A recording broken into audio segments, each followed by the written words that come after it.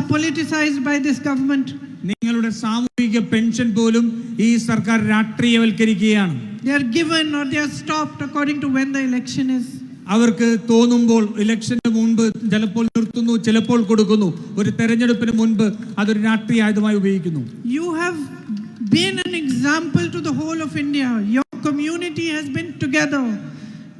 Whichever religion you belong to, you have always stood together and shown India, shown the rest of the world what it means to be united.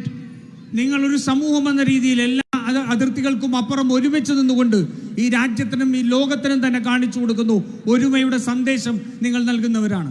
Instead of encouraging you to stay together, to be united so that you can develop together, what is happening today? You are encouraged to fight with each other.